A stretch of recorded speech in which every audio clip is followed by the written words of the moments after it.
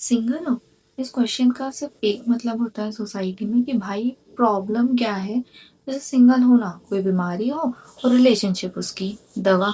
तो आज हम इसी टॉपिक पर बात करेंगे कि सिंगल रहना चॉइस है मजबूरी।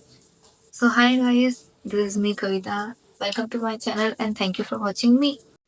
तो आज हम बात करने वाले हैं सिंगल लोगों के बारे में, क्योंकि जैसे ही हम सिंगल होते हैं ना, लोग अपने आप डिटेक्टिव बन जाते हैं।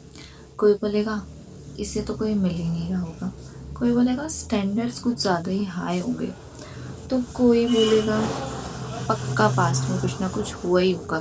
अब उन्हें कौन बताए कि अरे भाई मिल रहा है, हमें लेना ही नहीं है, हम ऐसी ही लाइफ से खुश हैं, क्यों हमारी लाइफ के पीछे पड़े हो, हम सिंगल ही अच्छे हैं, क्यों समझ नहीं आता है तुम्हें। और ऊपर से सोसाइटी का प्रेशर अलग, मतलब आप किसी फैमिली फंक्शन में नहीं जा सकते हो। अगर आप गए हो तो वहाँ पे एक अलग ही वाइब चल रही थी। कोई रैंडम से आंटी आएगी और आपसे पूछेगी बेटा शादी कब कर रही हो, बेटा एज निकलती जा रही है, अरे बेटा इस सिंगल लाइफ का क्या फायदा, कब तक अकेली रहोगी, ऐसे नहीं चलता है, शादी तो करना ही पड़ती है, हमने भी तो की है, तुम्हें भी करना पड़ेगी। जैसे अकेले रहना इलीगल हो गया हो इंडिया में, और अगर गलती से इन्हें बोल दे कि नहीं नहीं आंटी अभी क्या है ना, अभी हूँ नहीं, अभी थोड़ा मैं सिंगल लाइफ ही रखना चाहती हूँ, अब थोड़ी दुनिया घूमना चाहती हूँ। अरे बेटा मूड से क्या होता है, शादी तो सबको करनी पड़ती है, तुम्हें भी कर लेनी चाहिए, क्या पता अच्छे लड़के निकल जाए। अच्छे लड़के। सो जोक्स अपार्ट, थोड़ा कॉमेडी से अलग हटकर अगर मैं सच बताऊं तो कई लोग सिंगल इसलिए नहीं रहते क्योंकि उन्हें प्यार नहीं चाहिए। वो लोग सिंगल इसलिए रहते हैं क्योंकि उन्हें अपनी लाइफ में ड्रामा नहीं चाहिए होता है। जैसे कि हर रोज मुझे एक्सप्लेन करना पड़े, यार मैं सो गई थी, यार मैं मम्मी के साथ गई थी, यार मुझे काम था। भाई मैं नहीं कर सकती इतना एक्सप्लेन किसी को, छोटी छोटी चीजों में कॉम्प्रोमाइज करना पड़े, हर बात पर वो डाउट करे कि वो दोस्त कौन था, मैं तो ऐसे किसी दोस्त को नहीं जानता हूँ, इतनी देर से किससे बात कर रही थी। तो भाई कभी कभी ना सिंगल रहना पीस चूज करना होता है। तो अगर आप सिंगल हो और कोई आपको ताने मार रहा है ना कि भाई तुझे नहीं मिल रहा है, तो उससे कहना कि भाई मैं इसमें ही खुश हूँ, बहुत है मेरे लिए इतना। एंड सबसे बड़ी बात कि सिंगल होना लोनली होना नहीं होता है। लोनली होना तब होता है जब आप रिलेशनशिप में होकर भी सामने वाले से अपने मन की बात खुलकर ना कह पाओ। तो कभी कभी सिंगल होना भी कंप्लीट होना होता है।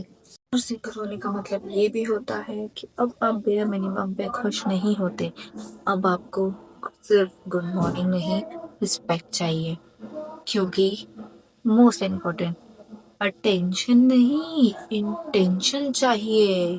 वैसे क्या आप जानते हैं कि सिंगल होने के बहुत सारे फायदे भी होते हैं।